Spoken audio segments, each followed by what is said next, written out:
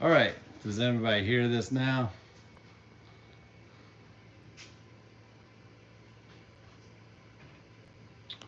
So, okay, not a good way to start out, but okay.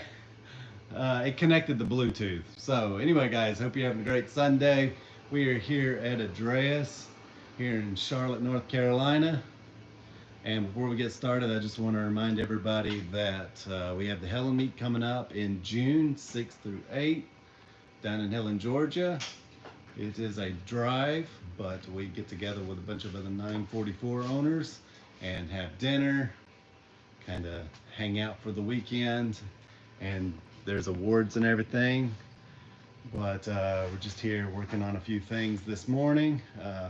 Feel free to ask any questions you have down below, and we just sort of do this show by the seat of our pants and talk about some of the stuff that we're working on this week. And again, if you're working on anything you need some help with, feel free to ask. There should be a chat box below, and I'll see the comments on the screen.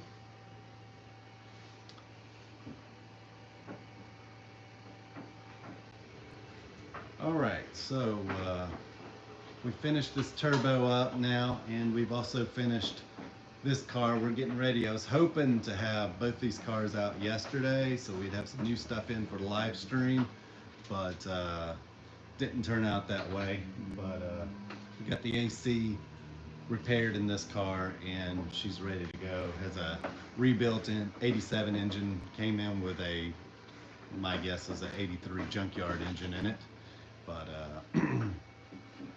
it's running great now. And then we have a 924S that we're turbocharging here, and then we're repairing this car here as well. Gonna get it back on the road soon. Zane says he's looking for a right front fender for a 944S2. So check out 944 Barn on Facebook, and he may have one. I know the S2 fenders and the turbo fenders can be a little bit hard to find sometimes, but he's the guy to go to if you need anything. That's where we get a lot of our parts. So again, that's 944 Barn.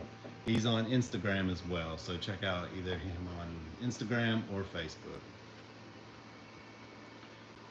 As for us, we don't keep any of that stuff typically in stock. We do keep new parts in stock, but we don't sell them. So you'd have to check out some of the other vendors for that. But yeah, anytime that we need a used part, we're looking for a fender, we just go to some of the breakers.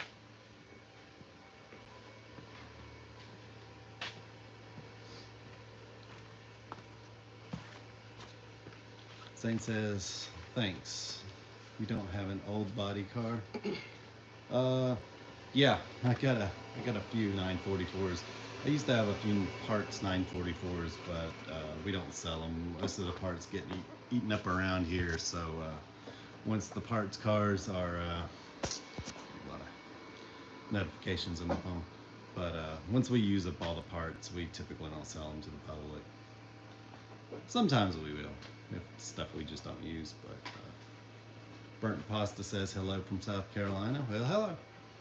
We're here in Charlotte, so we're not far from you.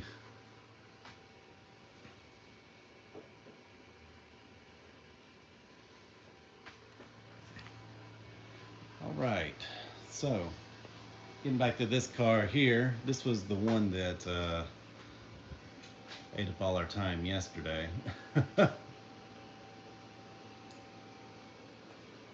Zane says, what was the thing you mentioned down in Georgia? It is the Helen Meet. So you can either go to adreas.com/Helen Meet and find our webpage there, or you can go to Google and just type in Helen Meet. And if you have Facebook, it'll be the first result in Google, and it'll be a Facebook page, and you can go there, and the link to the website and the place to register will be there. You'll also get to see a lot of photos from previous meets. This is about our 6th year doing it. We usually have a pretty good turnout of about 30-40 cars, and what we do is we just get together and go to dinner, hang out, stay in hotels. Some people camp, and then we drive some of the best roads down there in North Georgia. So be sure to register for that. Get t-shirts, stickers, and we have awards. So yeah, check it out. It's called The Hell and Neat. But getting back to this here, we had to fix the air conditioning in this car.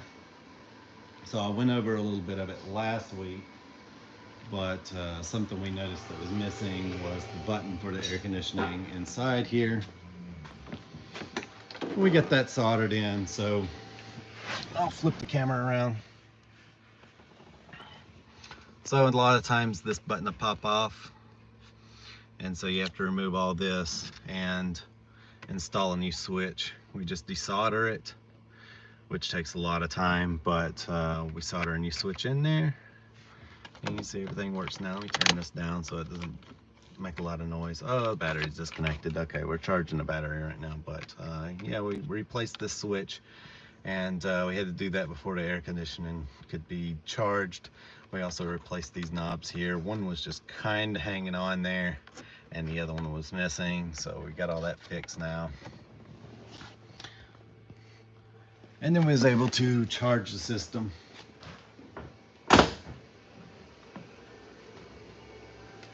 So it's all charged up now. Something to note is that pre-85 944s, so 85 ones, had a 5-rib belt, whereas the 85.5 later have a 6-rib. So my guy working on this car, like I said, had a junkyard 83 engine in here. Well, that's my guess. It looked like a junkyard engine.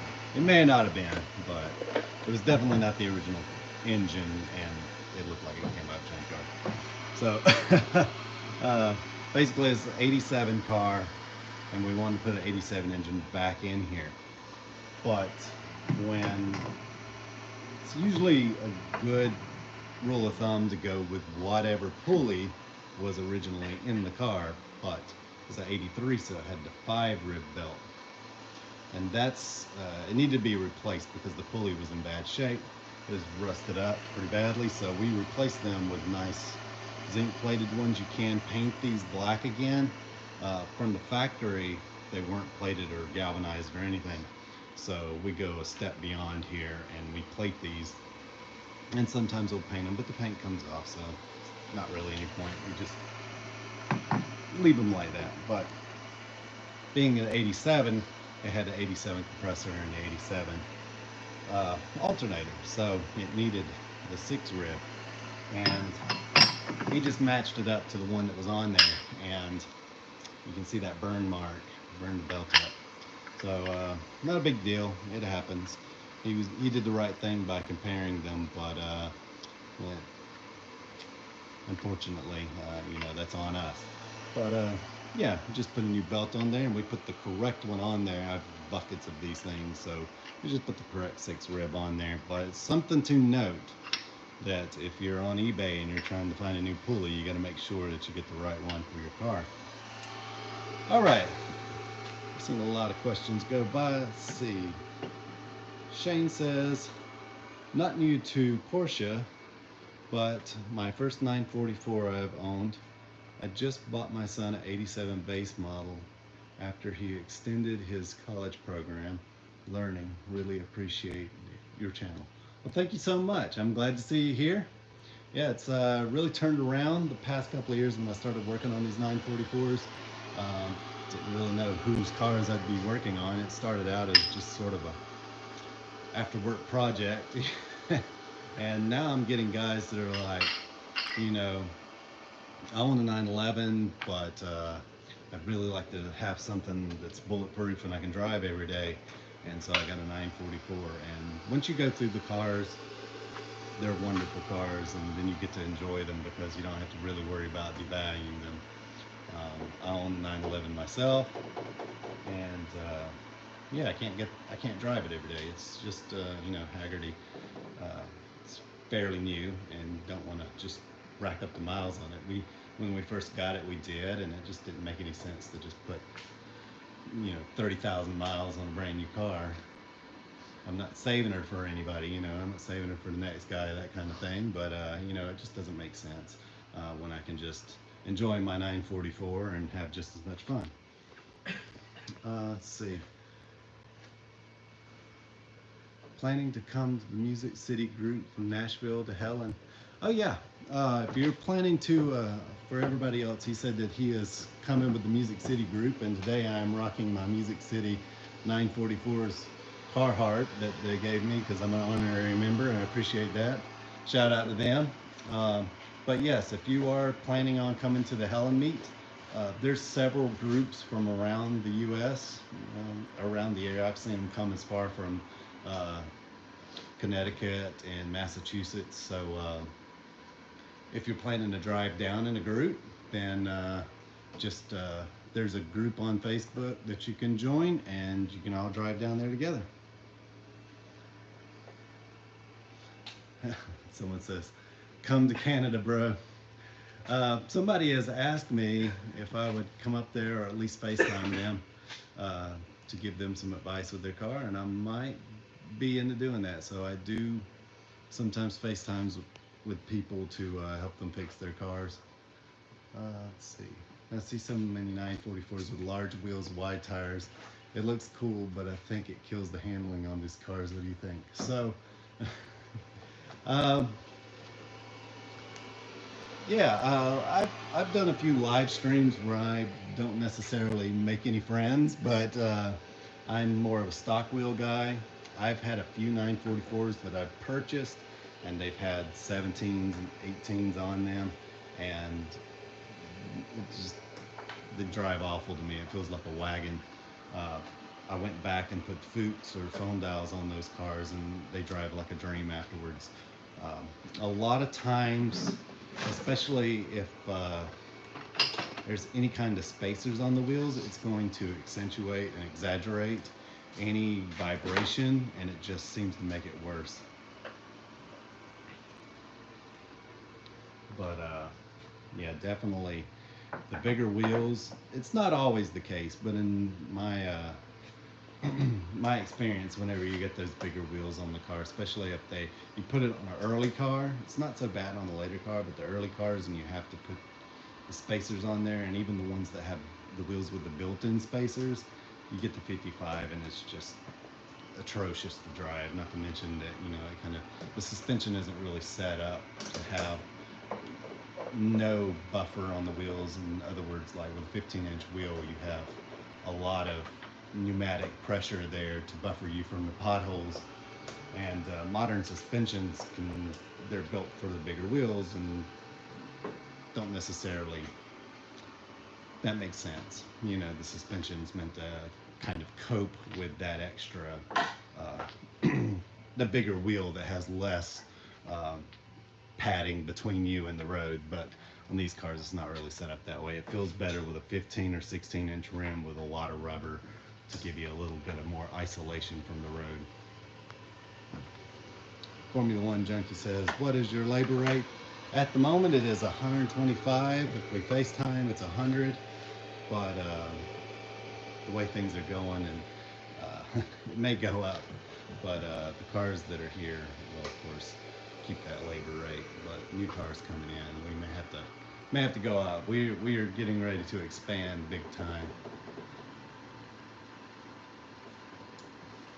John says, still chasing my surging and time wobbly idle. Intake came off this week and everything attached to it. Lots of cleaning. Still spotted nothing, but it has become a while you're in there job. Yeah, that's the way it goes. Yeah, I'm sorry I didn't really get back to you. I know I got your email, and if I hadn't responded, I apologize for that. I was watching it, and sometimes things just don't come through on video, because on a FaceTime or something, I can say, hey, can you get a little closer? The microphones on cameras are really good at filtering out odd sounds. So a lot of times people will call me and they're like, hey, can you listen to my car? I can't even hear the car running with them standing next to it. I might hear it, but that's about it. So sometimes on these videos I just can't really hear what the person is trying to show me. So FaceTime always tends to work a little bit better. Thomas says, pulled the speedometer needle off and now it free spins. No springing back, zero. Oh, yeah, that happens to us too. So we rebuild speedometers here to some degree. You know, we have to take them apart. A lot of times someone will say, I want to keep my mileage, but the speedometer just breaks, and so we have to swap parts over. And it doesn't matter what you do. I even have a speedometer needle puller, and it pulls it off very gently, and 90% of the time it comes off with no drama, but sometimes it breaks something inside there. So if you look on the bottom of your speedometer needle and you see a little needle sticking out, then it's broken, and you'll just have to replace the entire speedometer. Unfortunately, there are people out there that might be able to fix it, but you're probably just better off getting another speedometer. It's going to be cheaper. But yeah, we run into that issue as well. It's very common for these speedometers to just snap off. So if it's not returning, it's more than likely an issue with that.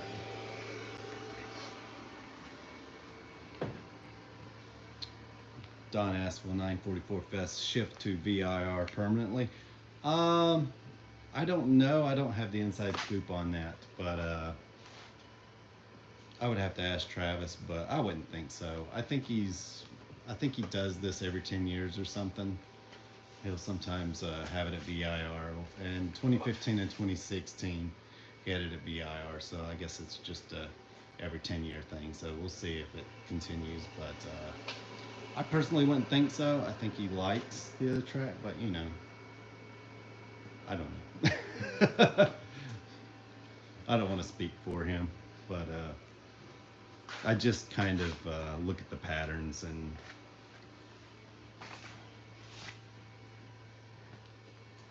but yeah, we got Max over here removing a I'm not going to show you if you don't want to be seen, but I'll show him what you're doing. He is taking this washer tank out this morning, which is always fun. So they're different. If you've got an 88 model and yours is held in by the one bolt, or then and the tiny one you just pick up out of it, then you will not know the struggles of having the early tank that goes around the headlights, and you have to drop out from the bottom with the 3 bolts in it. Yeah. So one bolt is actually in the rail. It's just, yeah. You have to get it around the outfit. You guys can see that mess. So yeah. This car, when it came in, was just covered in thick black oil. Like the entire engine bay was. I've seen engines that way, but I can't say I've ever seen an engine bay that way. So unfortunately, we're gonna have to sand all that off, and we're gonna have to repaint this engine bay. Thomas says, unfortunately, I did the same to the tachometer to try and figure it out, and I have a tachometer that doesn't work either. Yeah, sometimes that's just the luck of the draw. You could have 2 of them snap like that, but the best thing to do is to get a speedometer needle puller, and even if you can't find like a good one, there's even some cheap ones on eBay. I have like a cheap one from eBay somewhere. I should have it close by. But anyway, you saw in the video where I replaced the odometer gear that I just used some pliers, and that works. I couldn't find either one of them at the time, but I've got one that's just kind of looks like that, and you just pops it right out of there. Just put some tape down, and because if you try and pull them off straight off, it can cause some bad things to happen.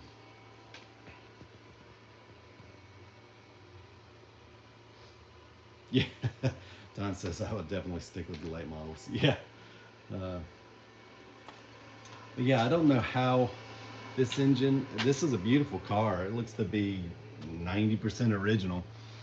But unfortunately, yeah, it just had a ton of oil all over the place, and it wasn't burning any oil, but you know, it doesn't mean that someone didn't have it fixed before. But yeah, the entire engine bay looked like that right there.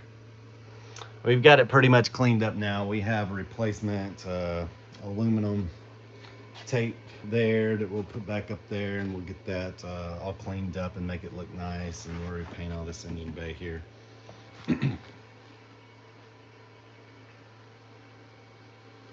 Thomas says I got to use 944 gauge cluster from 944 bar. Not afraid to do odometer gear. Can you rebuild? Well, we can, but the thing is that you might be better off, given the luck of that. I have boxes and boxes of spare odometer gears and clusters from the later cars. I'll show them to you. So this whole thing is just packed full of them. But honestly, the way things are going around here, I don't know that I have the time to do it. Usually I'll do it if the car is already here. It might be something that I could get around to, but at the moment I just kind of don't have time to do that stuff. There are places that can rebuild it, like North Hollywood Speedometer. That may be your best choice. They'd probably be able to turn around quicker than I would be able to. I do it pretty quick, but I just don't know that I have the time.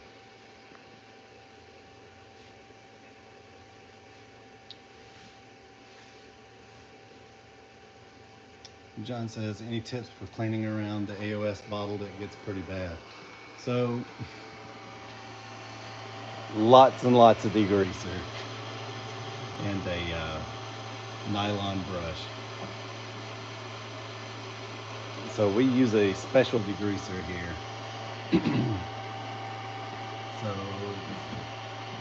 so as you can imagine, this engine did not look this good before, and we cleaned the intake up. It's not perfect, but this is just what a couple of washes, you know, spraying our degreaser and a wipe down looks like.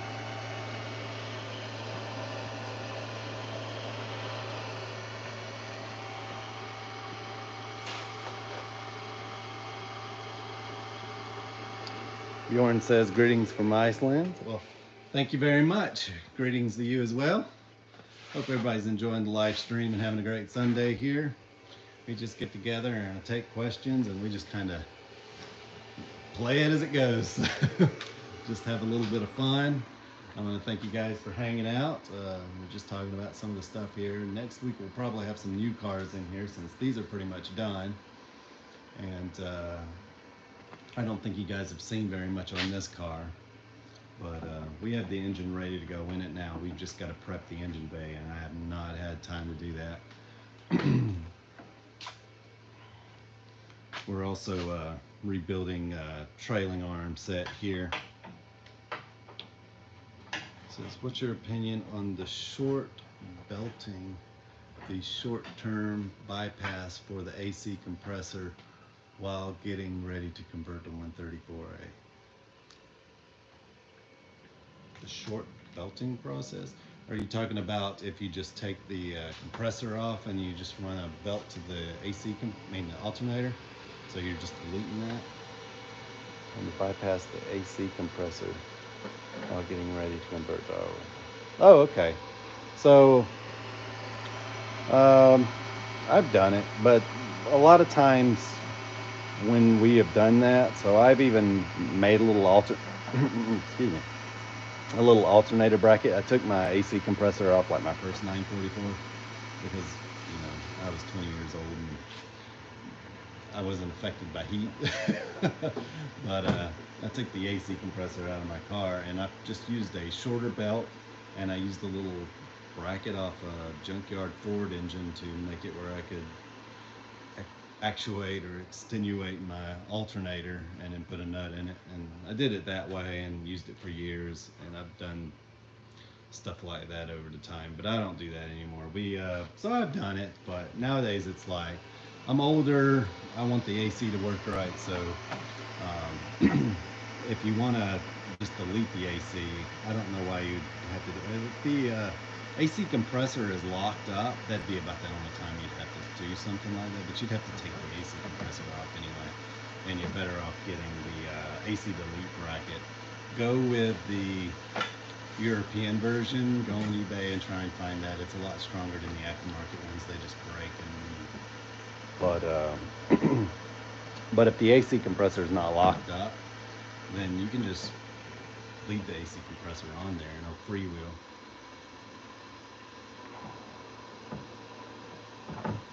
That's no problem. I'm trying to figure out. There's a lot of things I probably haven't seen online, but I've definitely like removed the AC compressor and made my own AC delete brackets.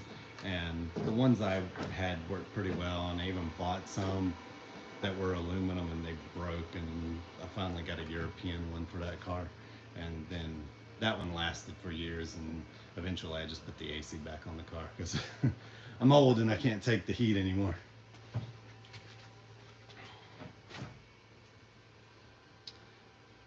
Trevor says, how's the silver? Yeah, we're still waiting on the radiator. Last one we waited for was like a month and something. So hopefully that will be done soon. But in the meantime, yeah, it's pretty much, I just got to put that in there. We've got a lot of space for it because it's a bigger radiator. So pretty much everything off the front of the engine's in the way. We just had to do the same thing on this one here. Now on the NA radiators, we keep those in stock. And I'm gonna have to start keeping some turbo ones in stock too, because this has gotten ridiculous. About every turbo in here has had a bad radiator. But we've also had this NA here, it had a bad radiator. So hopefully that'll be in soon, and that's gonna be it. I've also got the head at the machine shop for you, the NA head. That should have been back a long time ago, but hopefully it'll be back. I'm gonna go back over there probably Monday and see how they're doing on that. Shane says, when we got the car, the bolts were missing from the compressor. Oh, okay. Well, in that case, just leave it off and get a, you can run a belt up to the alternator. You just need a way to tension everything with the alternator, and you can just make something. Shane says, yeah, it happens there. Well, hopefully everybody. Yeah, it's nothing to complain about. It's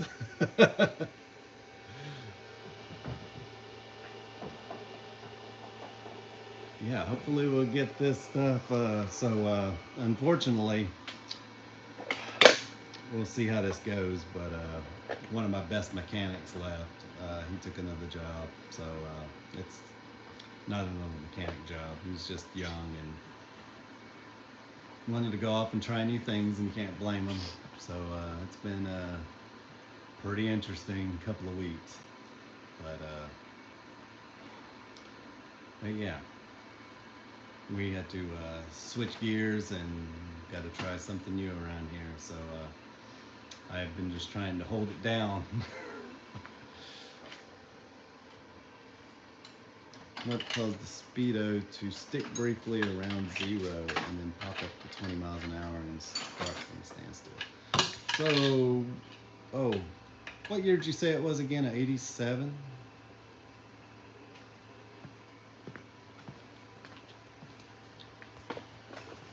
I couldn't remember if you said early or late cars.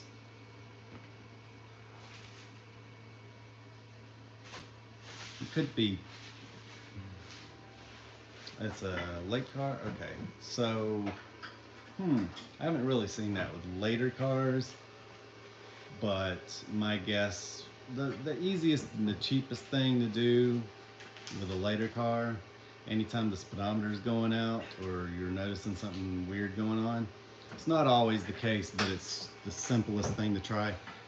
Go to one of the parts guys like 944 Barn. Again, I'm not sponsored by them or anything. And just, this is the guy I get stuff from. And go to him, tell him you need a speedometer sensor. And it's on the back of the transmission. It just unplugs and unscrews. Pop it in, pop it out in 5 minutes. There might be something going on with that. Whenever those things go bad, something's going on with the speedometer. That's the first thing I check. It's not always the case, but typically is. And if you've got an early car, then it's probably a speedometer cable. But and the early cars, the speedometers are just helping. He sounds like he's having a rough time over here. Yeah. You got it? Yeah, I think I'm gonna get it now.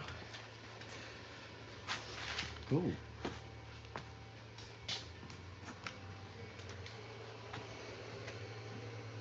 Yeah, this is so he's here learning to try. He owns a 944 as well, so he's just kind of learning some stuff. And the only way to do it is to throw him at stuff, little stuff.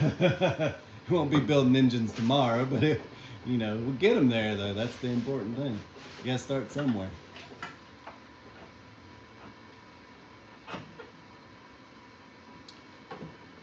Shane says, I was wondering about that, and then I also read something about the little gear that the sensor holds in place. Oh, there is a gear down in there that's on the transmission, but I'd say out of all the cars I've seen, unless there's like mechanical damage inside the transmission, it's probably not gonna luckily be that. It's probably just the sensor getting sticky and going bad. Sometimes I've seen there's a little it's almost like a half a speedometer cable that goes down in there, and it gets spun by the gears down in there. So that's what usually gets kind of tore up. But yeah, just check that first. And the gears, if you do have to go in there and replace those, it's not the end of the world, but it's not fun, but it can be done.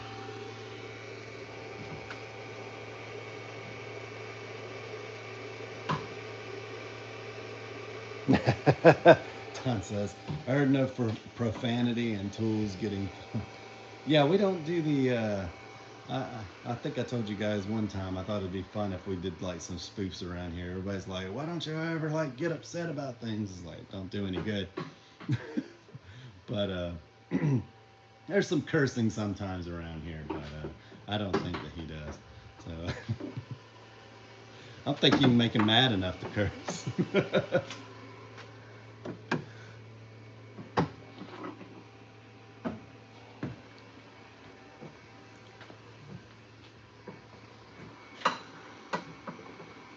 But yeah, I thought we'd do a spoof one time of like the American choppers. I mean, the drama is what gets you views, right?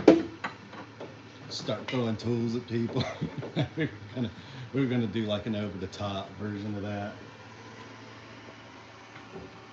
No cars would be harmed. We would not do it inside the shop, so don't worry.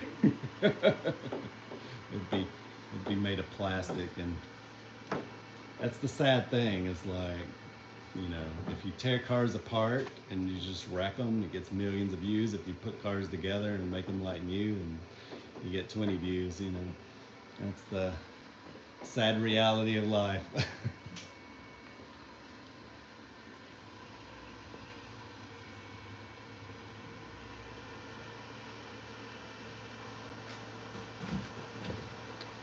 So he says, if you get a used speedometer, how do you put the miles on it? I only have 30,000 miles and hand spin it. Yeah, there's a way to do it. I can't tell you how to do it, unfortunately. But but yeah, we do that. We do not touch mileage here. Nobody cares anyway. I mean, unless you got a low mileage car, but if you bring me a car that has like the odometer stopped working like 20 years ago, who cares? But sometimes we'll have a low mileage car and the odometer's just broke beyond repair, and we'll put the mileage right back to it. But it's not complicated to figure out. But yeah. But in any case, anytime we do something like that, it's the exact mileage that was on the car.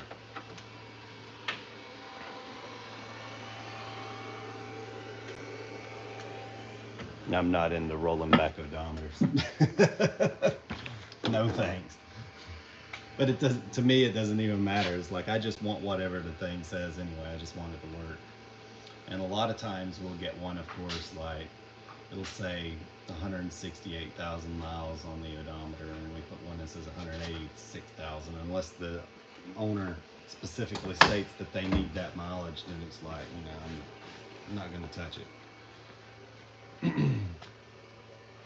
Because in a lot of cases, if the odometer's been broke, it's probably got that mileage anyway.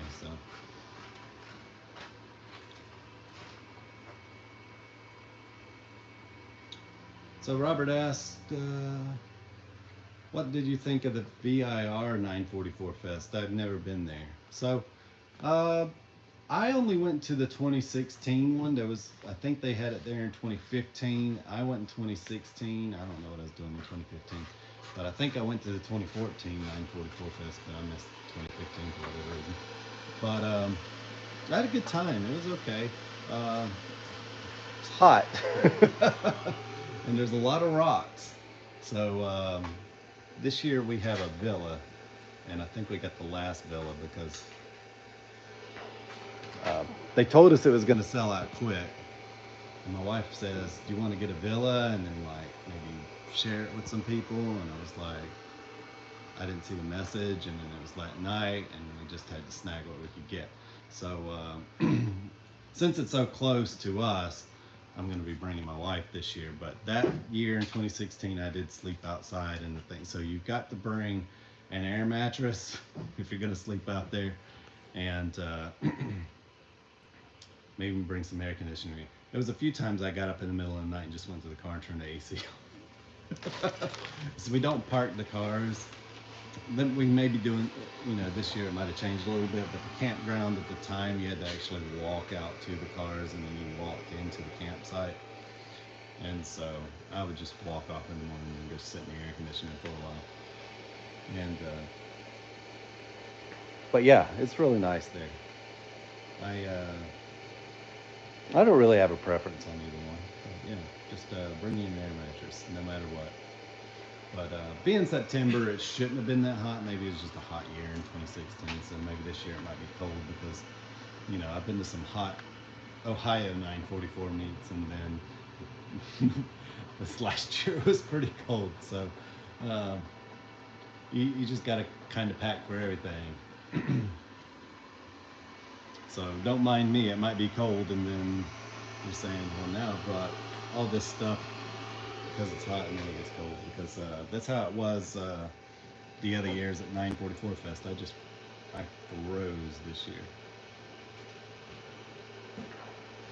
What was it like? It might have been last year it was cold. This year was stormy, I think. So you kind of just, you just never know what you're going to get hit with. But yeah, VIR is pretty fun. It's a neat course. I have a picture on my webpage, but I used to have a picture in the shop of us going around VIR in my 924S.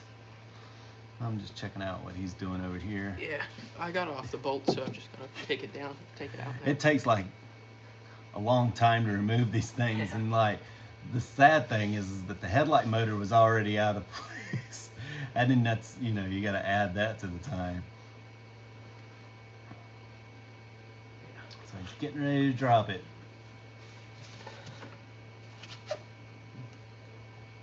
I'm not gonna watch, because that just makes it harder if someone's watching you.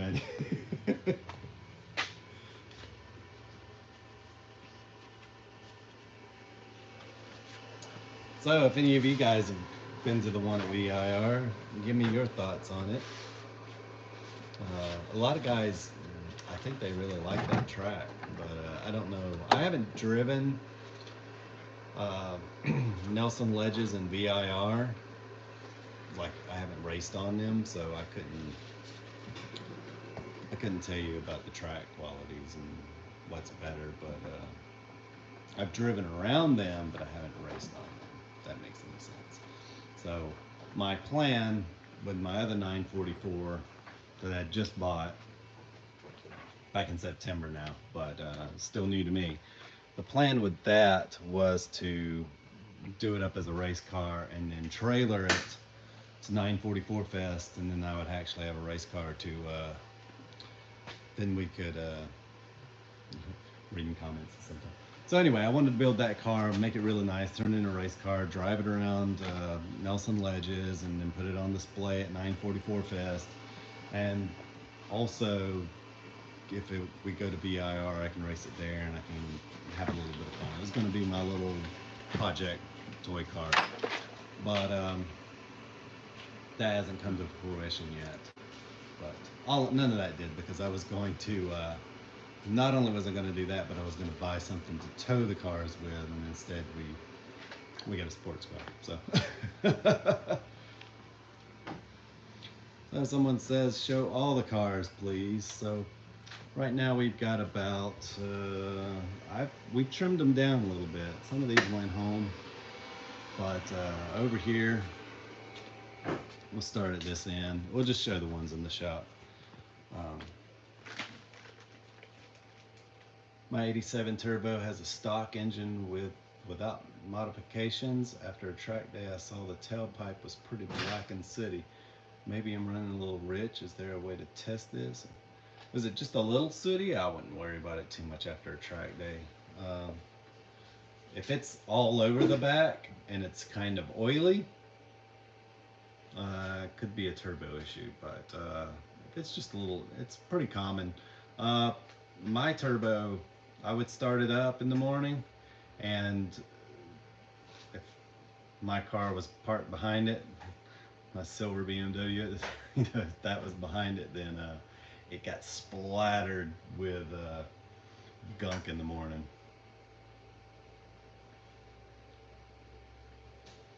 So it was kind of a watery splatter too, but I saw a lot of turbos doing that. Never really had to worry about it. Still does it well. I haven't driven it in a while, but it just kind of always did that. So if it's just kind of like a watery splattery, not an oily splattery, I wouldn't worry about it too much. But here we got the turbo going on the 968. The headers are on. I don't know if you guys can see, the headers are on. Everything's timed up. I'm hoping to, I got the brake booster on now. We're going to get the brake master on, and then this turbo's ready to bolt up, and hopefully I'm gonna get a radiator for it, because when this radiator went out, I thought, well, we'll just pull this one and see what happens, and that was blown too, so we ended up with 2 blown radiators. But it happens. A lot of these radiators just, they crack, and then so all 3 of these, and there's 4 cars in here that all needed new radiators. So we'll get that done. We've got the intercooler set up now to make a little bit more of a pleasant setup here. So basically the intercooler was running around the entire subframe there, and we've modified it so the pipe will come up and go straight into the intake now. But now we have to come up with a different air filter setup, but shouldn't be too bad.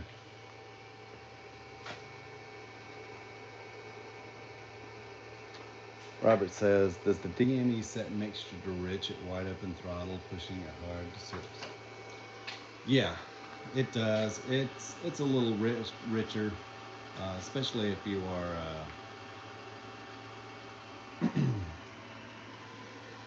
sorry, reading comment.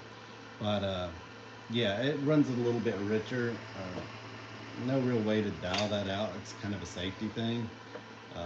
I wouldn't worry too much about it. If you just got some sooty stuff on there, that's bound to happen, especially with a turbo. If you're not seeing black smoke or something alarming, you're just seeing some soot, especially on a turbo, yeah, that sounds pretty normal to me.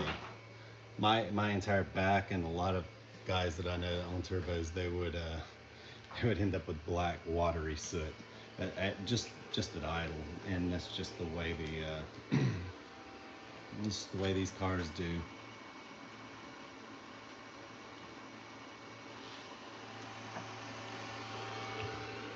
All right, so 968, I'm planning on having this thing,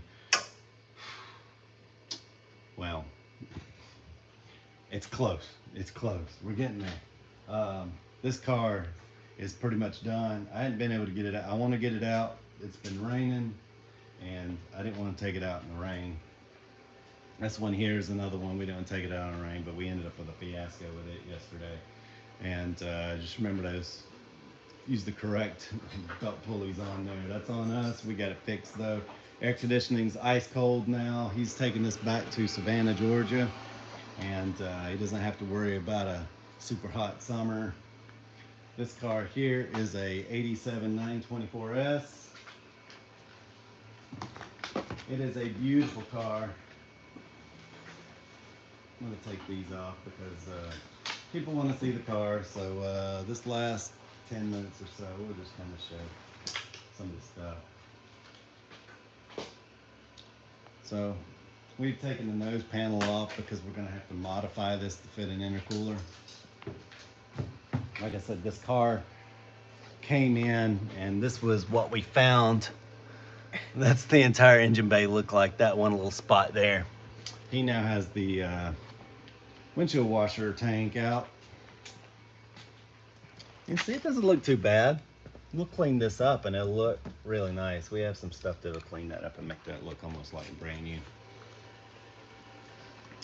But yeah, this engine bay is so stained. We're just gonna have to sand it down and respray it. But yeah, this will be cut out for the intercooler, but this is a really nice car.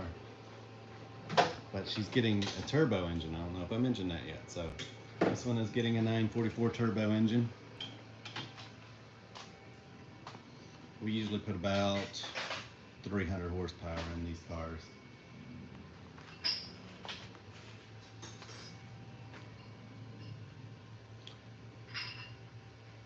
Happy Fox says, do you ever clean the cats or just fix them? Is there a product that really unclogs them like seafoam? Oh, I had no idea. If we get a clogged cat in here, then we're just replacing it. We actually just take that to the muffler shop. We may order it. We'll get a high quality one online, but then sorry, I'm getting some messages. Oh, nothing important, of course. I shouldn't even looked. But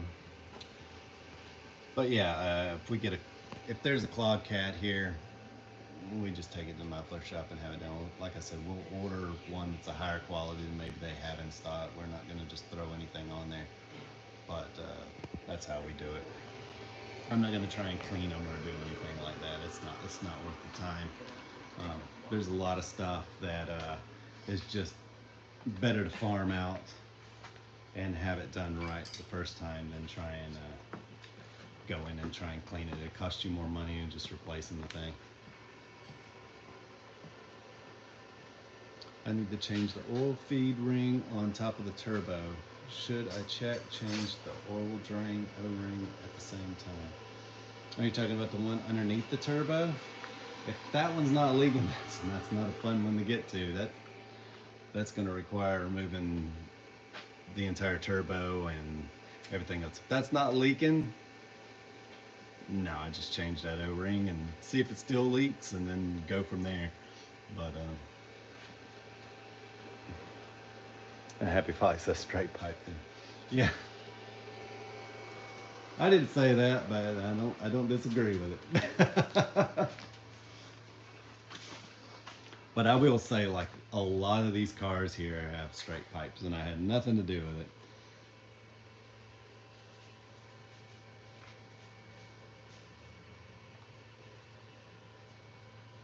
Yeah, I would definitely do the top one and just leave it at that. Because there's no real pressure on the bottom one, it's just a drain. So if it's leaking, then it means that there's something else going on. Typically, when I've seen the bottom O-rings on the turbo leak, then the turbo's gotten cocked sideways or the bolts have come loose out of it. So, and a lot of times, if that happens, you can just tighten it back down and snug it up. There's no pressure there. It's just the oil comes in with pressure, but then it leaves just dripping out, basically. So you shouldn't have any leaks there unless the turbo's actually come unbolted. Yeah, it was the blue the blue Nautic Blue turbo that I did a live stream on, where I kept calling the expansion valve a Schrader valve because I wasn't listening to myself.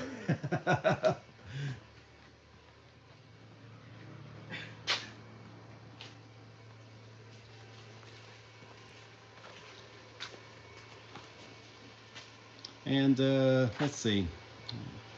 Someone asked to see all the cars, and I had walked right past this. We're gonna get back to that, but here's the turbo that's going on the 968. So this is a big boy turbo going on there. So this engine was already turbocharged previously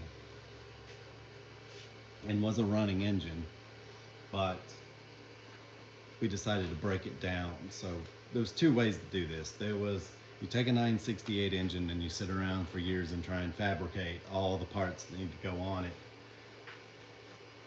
and then hope it fits and hope it doesn't break apart, you know, hope that it holds up to the challenge. And the other side of that was to buy one that was already running. But when we got this thing, it was basically a stock 968 that was turbocharged at about 5 psi. So we went in, re-sleeved the engine, did a whole bunch of work to this thing to get it this far, and I think we've even got we rebuilt the turbo, same turbo, but this one's going to be running way more boost now. But yeah, so I'll just show that. This is the turbo that's going on there, and just explain that this is, you know, the factories used a lot of 2.7 liter heads when they were turbocharging the 968, and that's the way a lot of people will go. They put the 2.7 liter head on there, but we're going with the 3 liter head.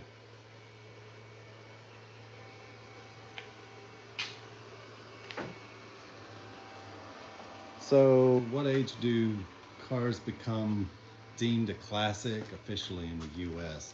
I think it might be a state-to-state thing. It's 25 for most. Yeah, I think it's 25 for most, but I think North Carolina now has it at 20. Yeah. Or is it 30? Be Antique, maybe it's 30. Yeah, I think so. I think it was 35. Maybe I was thinking it was 35 and now it's 30. Yeah.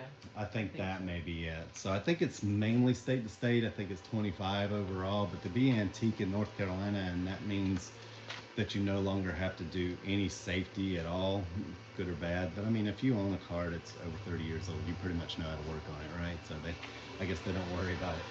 But you're more than capable of taking care of knowing when the wheels and light bulbs need to be changed. But yeah, I think it was 35, and I still had a few more years left on my 924S before they exempted it from everything, like safety inspections, and then they suddenly changed it, and then it was, all I do now is send them like, whatever, 40 bucks or something, they send me a plate. So I don't even have to take it in for a safety inspection anymore. So someone asked me a while back if I did safety inspections on these cars, and I'm like, well, we do. We make sure that every light and the turn signals and everything works when it rolls out of here, and the horn works. We make sure everything is in proper working order, but we don't have a license to do it where we send it off to the state or anything, because most of these cars aren't even from North Carolina, so there's no point.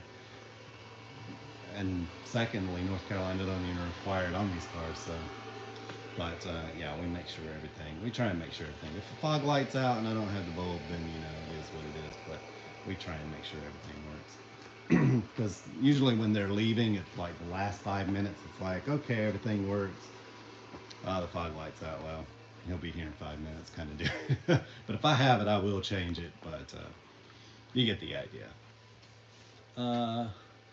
Says, do you have a 134A conversion kit you recommend? Compressor seems to be fine, bench tested, clutch seems to be good as well. No, not really. So when we do our conversions, we do everything here. So I have kits, and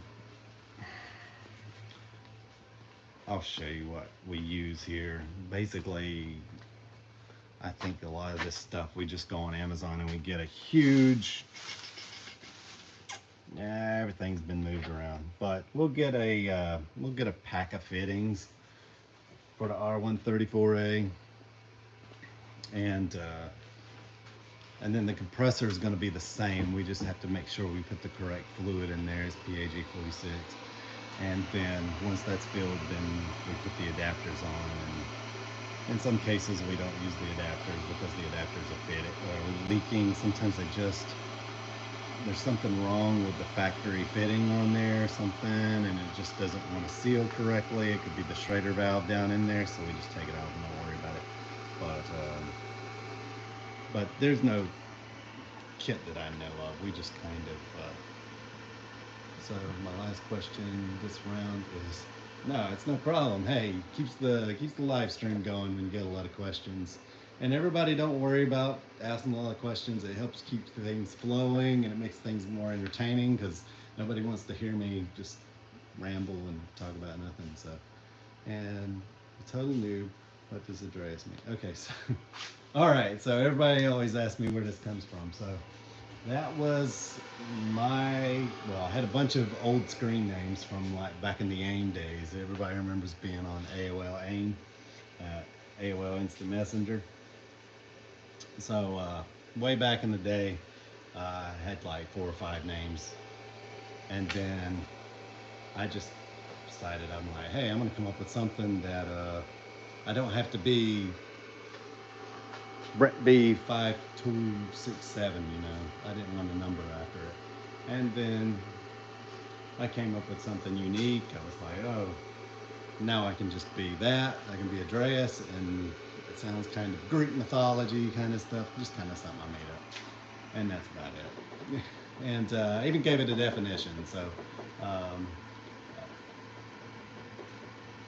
it's a kind of, I don't really want to go into why we gave the definition, because I mean, it can, but it's just kind of, you know, you're 17, right? You're 17 and you're like, oh, you come up with some interesting things. So anyway, but yeah, it was basically my screen name, and then I used it for YouTube. I didn't have to be Andreas 4565 and a bunch of random numbers. I got a website, and everybody knew me from over on the forums.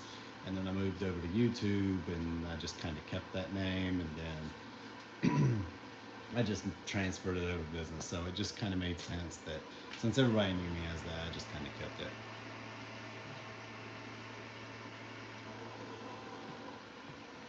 So William says, out of the front engine Porsches, which one is the best you have driven? So that's going to include the 928 as well. So honestly, I've not really had a lot of seat time behind a 968. So I can't really answer that. But the S2, probably the 944 S2. But there's some caveats there. If you're going to buy an S2, you should probably just buy a turbo. But the S2 is just kind of the best all around, driving around the city and doing stuff. But I like the 920A, I like the gut performance of it. But surprisingly, like the V8s, you know, V8 engine, a GT car should always be smoother. But the one that I drove, you know, it's got they have a lot of rumble to them and stuff, and they shake a lot more than even the 4-cylinders. But you got to get a 4-cylinder without engine mount problems. But if you get a S2 with like some nice new engine mounts, they're like a really nice driving car. But of course, again, if most people are going to say, why not get the turbo? The turbo isn't super laggy off the line. Like a lot of people, I see a lot of turbos out there that are not hitting full boost until like 4,000 RPM. They shouldn't be doing that. They should be gone by then. So there's a lot of broken turbos out there running around, not making the proper boost that feel laggy. But it does feel like a naturally aspirated, just 8-valve off the line, and until the turbo comes in, the turbo should be in by 2,500 RPM and you're gone. But the S2 is just a completely different animal. It just kind of, you have tons of torque off the line, and they're very comfortable to drive around. But yeah, the 928's nice. It should, you would think for a GT cruising car that it would be a little bit more subtle with the engine vibrations, because that's kind of what they're going for. But I know the 911s, they've always had NVH problems and stuff like that. But and that's kind of why they tried to do away with it and get with the 928. But the later ones, they kind of brought that back to the 928. At least the night experience, the ones I've driven. There may be some out there that aren't like that. So S2 is very expensive in Australia. Only one I can think of seeing getting in the future is one of the 924s. Yeah, I've heard that. I know there's a huge group of 924 guys in Australia, I think. And I don't try and sit around and make friends here, but if it's a 924 2-liter, those can be a headache. People love them. I was on the forums for years, and I don't have any disrespect for the car, but they can be, I'm just going to say, they can be a headache. Parts can be a nightmare, and that mechanical fuel injection, we've had to work on that before, and we try not to. We had a guy come to me a while back. He found a 924 on the side of the road. It was all there. Looks like it's in good shape, but it costs you more than a 911 to get that mechanical fuel injection right. It's become a dying thing where there's only like 3 people other than some 924 owners out there that even know how to work on them. So Robert says, what's the lifespan of the speed and reference sensors? I don't know how old mine are. Do they give any warning when they're failing? Nope. They'll just die one day. A lot of the ones that do die are 40 years old. Now, I can't speak. A lot of these cars are going to have aftermarket ones in there from FAE or whatnot. But I don't know what the lifespan of those are. I would say at least 5 years. But if you get the Bosch ones, I mean, they're failing at 40 years now, close to 40 years. Like the ones that went out of my car were original, and that was, God, that car was almost 30 at the time. So, but they do not, they'll just quit on you. You'll have no warning. Sometimes you can tap on them and you can get it to get you home. But do not shut the engine down. don't cut the car off. You won't get it restarted. So if you're like miles away from home, and this is what I did when I was out in California on my road trip. If I was driving around that day, it was 120 degrees outside. If I had to stop and get gas or something, I'd turn it off then. But if I was just stopping in to stop on the side of the road and like walk around and kind of just take pictures or something, I let the car run the whole time. Because if the sensors decide to go out, then it will not start back up. Shane says, okay, one more then. When you do the R134, do you recommend the suspension valve as well as the dryer? I do. Absolutely. If you got to do the dryer no matter what, and some of them also require you to do the expansion valve. It's just good measure to always do the expansion valve. So anyway, guys, we run over a little bit today. I hope you guys enjoyed the live stream, and I hope you'll join me again next week. But until then, have a great Sunday, and I hope to see you in Helen, Georgia.